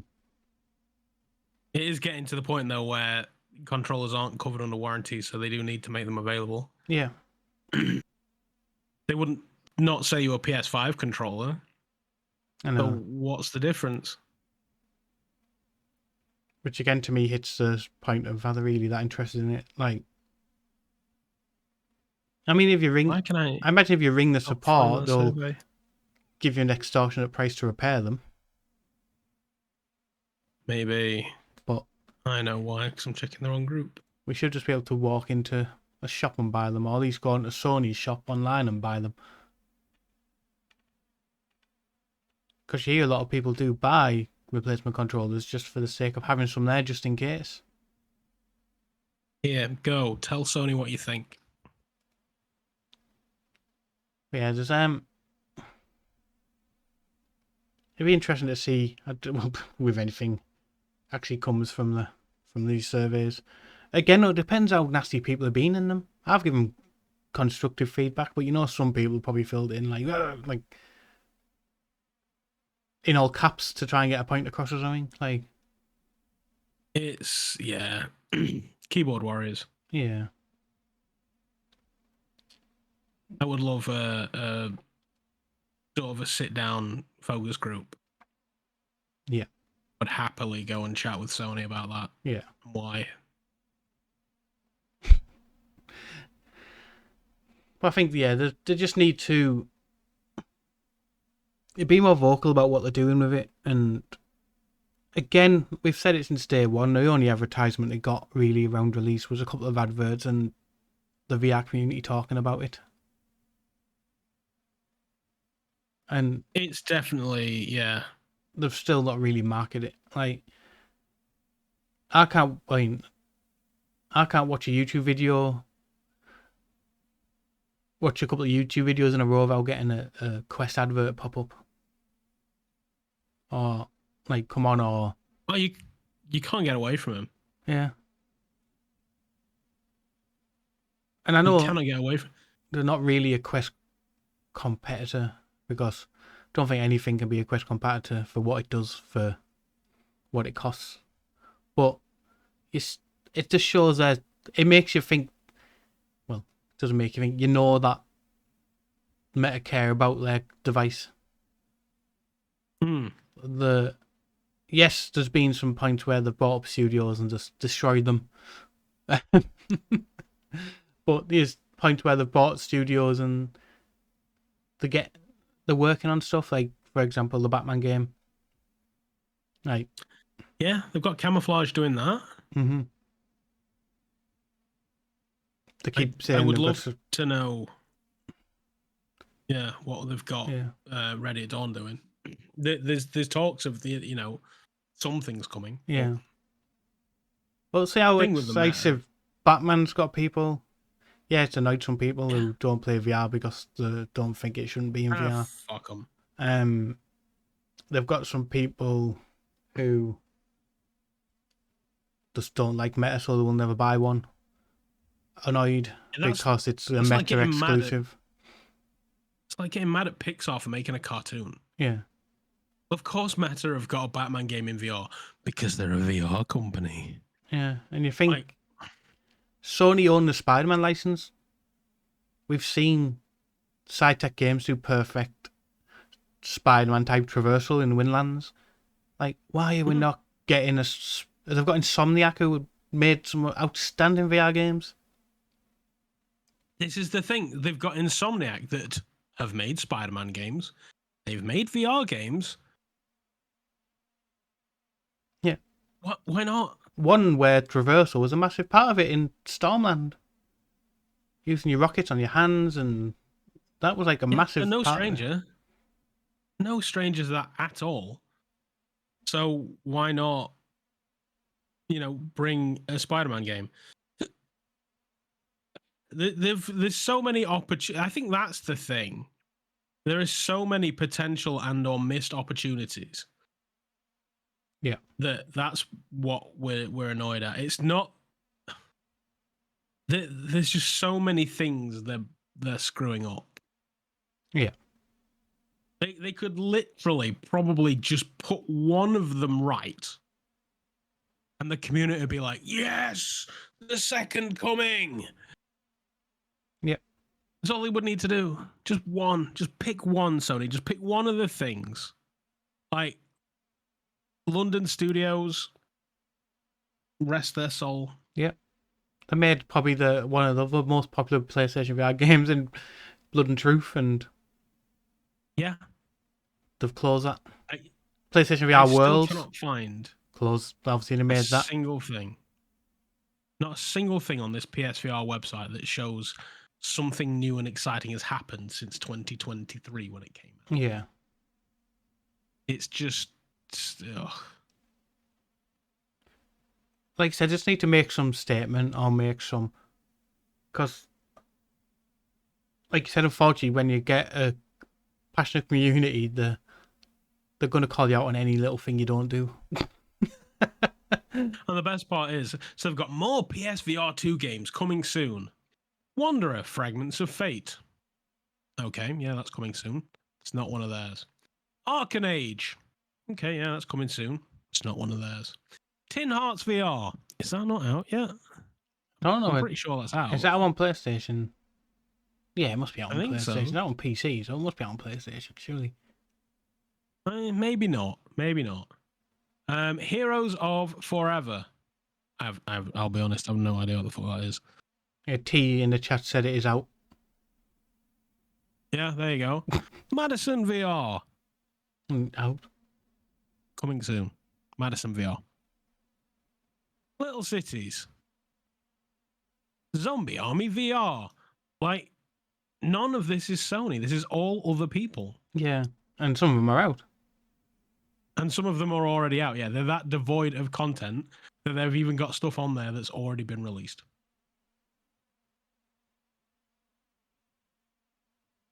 Just one thing, Sony. That's all we're asking. Like I said, we've got a passionate community, and if, like I said, if they just put one thing right, the community would be passionate about saying, "Oh yeah, look, we're getting this." This is the thing. Me saying I'm worried the community being negative is putting Sony off, but they're not giving us a reason to be positive.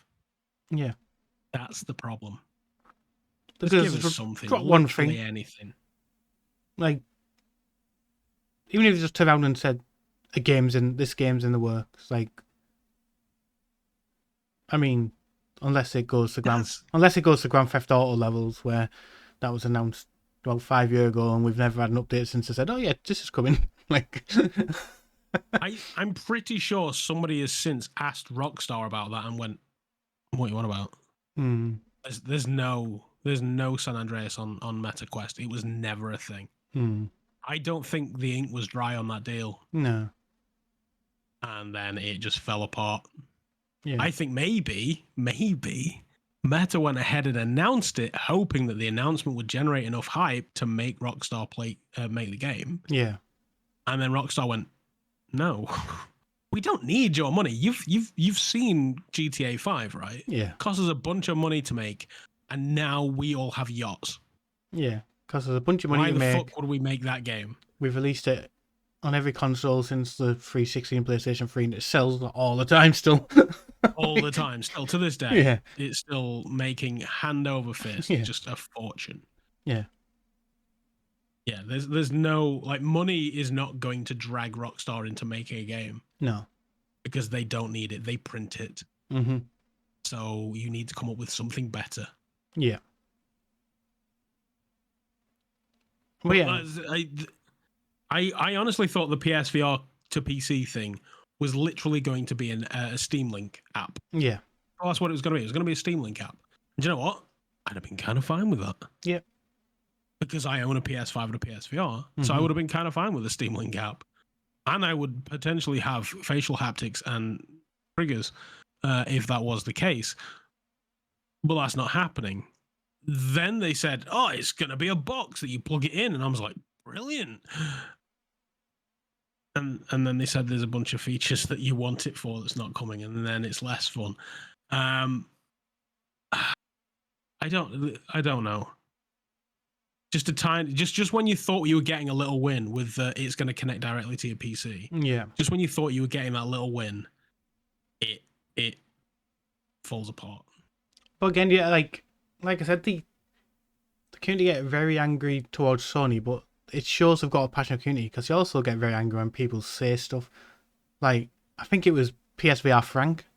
I mean, how long's he been? I mean, until he started working for First Contact and didn't really make much content after that, outside of little bits for First Contact Entertainment.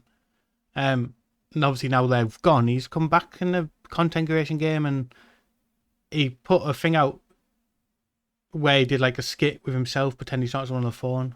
I can't wait to plug it in and get facial haptics. Oh, it's not going to do any of that. What? And he got absolutely attacked. Like, well, PCVR doesn't have that already, so what are they missing out on? And stuff like that. And I thought, whoa, he was once saying, I'm making a joke out of it. Yeah. I think the message to take away from this, Sony, we know you're listening, because you listen to us all the time. You're doing great things. You have made the best VR headset available to consumers. Just pull back the curtain a little bit and tell us that you've not completely abandoned us. That's all we honestly don't fine. Just murder Astro Bot. I don't care. But just show signs of life. Yeah. Like, blink if you're still alive. That's all I'm asking. That's all I'm asking. Yeah. Everything else, it will get it if and when. Other companies are making the headset brilliant and viable, and that's a thing. That's fine. There is content out there, and fuck anybody who says there isn't. There definitely is. Yeah. It's just you may have already played it elsewhere. So just Sony, please show us signs of life. Yeah. We need a sign of like, yeah, it's got some fantastic exclusives already, but we just need some life, final life that there's more than 2 coming down the line. Like, yes, there's 2, which will probably hopefully be fantastic. They're not announced. But we don't know what they are. They're not announced. Yeah, we don't know what they are. Yeah. It's just 2 in-house games are being developed. We've got no clue what they are. Doesn't say of big IPs. Maybe it's a new IP, which you just I can don't know. two games that are coming to PSVR 2 that I'm like, yeah, okay, that's gonna be pretty cool. But I can play them both elsewhere as well. Yeah. And that's Metro Mm-hmm. and Behemoth. Behemoth, is that coming elsewhere? Yeah. Why not be coming elsewhere? Yeah, it's a multi-platform one. Yeah. So they're coming to PSVR, and they're going to be great on PSVR. It's still, as I say, it's the best headset I own. Graphically, it's the best headset because that can pull stuff off that my pokey little 3080 can't. Mm-hmm.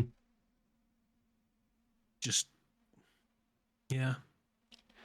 I always think, obviously, if I talk about PSVR on my Twitter, it is normally not in negative tweets, but not really negative. And I think sometimes people probably look at it and think, this guy just doesn't like PlayStation VR. But if you actually look on my website, if games are coming out at the same time on each headset, I normally review the PlayStation version because the headset does stuff other things don't. Yeah. When I'm asked and the thing is, so as far as levels of streaming content goes, the ease and best one is PC. Mm-hmm. It's dead easy. The second one is a very thin line, but it's probably PSVR. And then the third one is Quest. Mm-hmm. And every single time I will take a PSVR code. Every single time. Yeah. Even though the batteries and the controllers last 20 minutes, and the headset gets a little bit heavy after a while. Although the new head strap that's totally not like Sony's design in any way, shape, or form, that helps. Yeah. So much, because it's not the most comfortable headset at all. But yeah, it's still my go-to headset. If anybody says what platform, I'll say PlayStation. Yeah. Same here. Like, if it's coming out at the same time, they say, right, you want to review? Do you want to review the game? And they say, I'll always choose PlayStation if it's there on day one. Okay, yeah. I mean, the likes of Riven. I mean, that's coming to Quest and PC on the same day, isn't it? But for that one, I was only ever going to take a PC one because I want that game is meant to look beautiful. I was going to say I went to PC on that one because I don't think PlayStation was an option. No, it wasn't. No. So I went PC because I want it to look pretty. Yeah, Riven is totally out now. I would be playing it right now were I not here. Yeah. But that means I'll just stream it tomorrow night. Mm-hmm. I played it last week in its entirety. Well over 3 days. 13 hours over 3 days. We were talking about it earlier. It's if you haven't got the mic, it's worth. Yeah. And you're a puzzle game fan, it is worth it. It's 5 minutes to 10, which means it came out 4 hours ago. Yeah. So it's been out for a little while. Mm-hmm. And it being 5 minutes to 10 also means that if you have any burning questions, please get them in the chat now. Yeah. Because I ran out of steam a long time ago. Yeah. And the only thing that's keeping me going is the level of fluid in this bottle, which is now also out. So but yeah. People bitching out, I don't know how much it is, to be fair. They didn't even tell me that in the details. They just said to be confirmed when they sent me to review. As a doctor, I'm very aware of the creams. There's double, there's whipped, there's canned. Whilst you guys do whip in any questions that you can potentially think of, we will let you know that you can catch the VRverse the last Tuesday of every month. Mm-hmm. Right here over at the VR Realm. Yep. Check out the VRrealm.com for all your... It is .com, right? Yeah. There we go. For all your written reviews of all the latest hardware, software, peripherals, and other fun things you can get for VR. It's the only place I actually go. And I'm not just saying that because of, being here. He's just looking at Mike's message there. $35. That's fair. And people complain over $35. I don't understand it. It's a remake of a classic. They've put a lot of work into it. They've rebuilt it because it's not a bloody click around a video anymore. I was going to say, look at it and tell me that is just the old version made into a VR game. Mm-hmm. They've completely rebuilt that from the ground up for modern. Yeah. Modern They've games. had some of the puzzles have similar solutions, but they've made them so they work for being in a big 3D environment now. Mm-hmm. And it's flat as well. You have to think about that. It's not just a VR game, it's flat.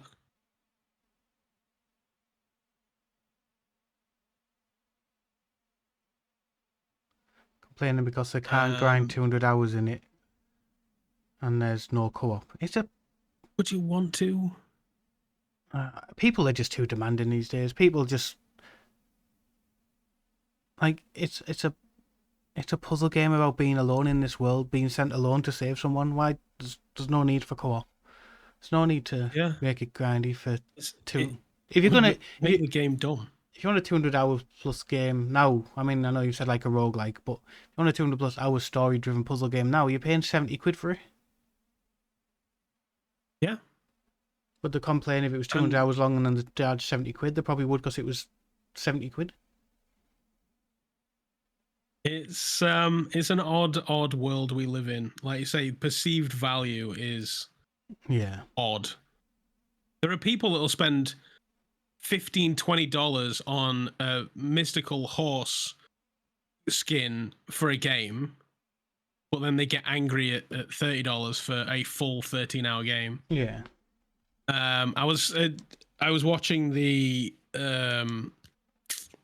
Pirate Software, Thor, talking about his time at Blizzard, and he said he spent something like 2 years working insane days on StarCraft 2, just insane amounts of time, and one of the stupid little skins for World of Warcraft doubled the amount of money that game made in no time. Like, it just... Why are people willing to spend that, will then get angry at $30 for a fully formed 13-hour experience? Yeah. Don't know. Yeah. Don't know. The world's a bit mad, isn't it? But Well, Riven... it's mostly, in fact, it's positive at the minute. Yeah. I've seen like a few reviews complain that they haven't really done enough with the puzzles. It's still a lot of backtracking and trying to figure stuff out in one part to go back to the next part to do that puzzle. I'm like, but that's what the original is, and they've stayed true to the original while making it for the current generation. Like Myst had you walking all over the place all the time. Like, oh, it did. Yeah, so much movement. That's what puzzle games used to be. The solution wasn't in the same room every time.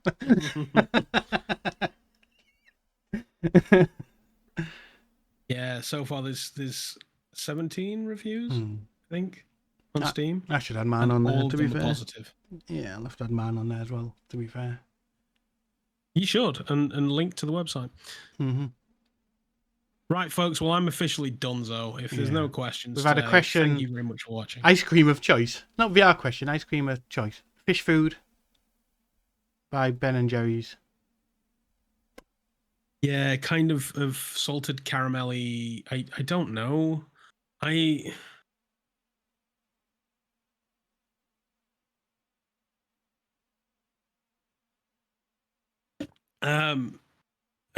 Yeah, salted caramel ice cream. There's a fun little ice cream parlor on the A1.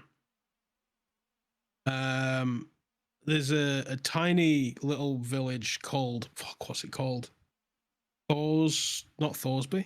Thorsby? I think it's Thorsby. There's on the A1, there's an exit that you get off, and just off of the A1, you drive down this road, and it takes you to a dairy farm called Tamar's that make a lovely ice cream. So if ever you're traveling up or down, it's the Gamston exit of the A1, and there is an ice cream place just off of there. I sent Cold Vengeance there when he came to visit me, and anybody that I know is driving down that way, I was like, yeah, go to Tamar's. Yeah, they make some of my favorite ice creams. Their salted caramel is gorgeous. And Mike, unfortunately, I don't. Mike said, do we have any metrics we can share on the ratio of PSVR 2 to PCVR sales for games like multi-plat games? No, does anybody? Nobody releases those numbers. No one ever does now, do they? I would love to see them too. I truly would. I don't know what I'm doing. I don't research things, Mike. Yeah, we're probably the worst podcast for not actually. It's all off of the dome, and ask me in 20 minutes what we talked about, and I'll say, I don't know, Astro Bot probably. Astro Bot and PlayStation. I just look at the thumbnail. That's it. That's how I know what we talked about. Yeah, what the main part was. I was literally having a conversation with somebody the other day, and they were like, "Oh yeah, it was after the show that you did last year," and I was like, "Which one was that?" And I went back through the feed over on youtube.com/c/.oculusvr, and then I realized the show in question. It was actually the Quest 3 release show. I had no idea what we were talking about in that period of time. So yeah, there's no planning involved at all, and I'm a terrible, terrible human being. Paul, I will sit down here, and Paul will have no idea what I'm going to talk about, so he can't prep any visuals or anything. No. If you want to see more of that stuff, let us know, and we'll look at guiding the podcast in that direction. Yeah, just most of our... Doc gets an idea of the main thing I want to speak about because I put it in the thumbnail. And then if there's anything that I think he should know, I'll be like, yeah, also I'm gonna bring up this thing. We even do it with guests. Yeah. Last month I was like, this eye tracking add-on for the Quest, I want to talk about that. And then he was able to go away and look at it, and then we could have a conversation. But that's the most preparation that we do. Yeah. So if you want to see more preparation and bits and stuff like that, I can, whip Paul trailers and stuff. But I don't know how his Fox-like persona could handle putting up I think video. This one's only light, so it'll probably. What we'll do, you send one, we'll test it. I'll test it. Like, I'll do a recording one and test it, because recording takes up more than what streaming it does. My CPU usage on OBS is 0.8% when I'm streaming, so can't imagine it. I know the very first podcast it went bad because I was trying to. What the first one when we tried it, I had in the Neos days. I had Neos open. Another OBS I had a Streamlabs OBS open as a virtual webcam to put my avatar from, and it just ended up. Yeah, just the system was like, "Are you joking?" Well, I reckon it could run a video. We'll but yeah, we might try that down the line. But yeah, like as I was saying, just while going with when we have the guests on, they will normally say, "Do you have any questions in advance?" And we respond saying, do you want questions in advance?" And then if they say no, we just go off the top with them as well. And then you end up with just the pure gold that we had with Jorg and Alberto. Both of them give us some pure gold. Yeah, both of them. Just absolutely astonishing. Yeah. Absolutely astonishing stuff. And then the post-podcast stuff that we talked about with Alberto. Oh my God. I love the guests. We should get more guests. Do you want to be a guest, Mike? Yeah, we should get more guests. I dig that so much. Yeah, we'll have to talk about it afterwards and just start getting some more on. I did hope to have. Speaking of morons, the moron needs to leave. Yeah. He's poorly. He needs his bed. So, thank you for everyone who's joined in the chat. Anyone who's just listening along afterwards. And we'll be back on. I should have had this prepared because now we know when it is. I still don't get the date prepared. The last Tuesday of the month. The 30th of July is when we're back. Oh, there we go. We've got a long time. Thank you, everyone. And until then, we're just going to raid it over to Tam 2. It's Tam Tuesday, so why not?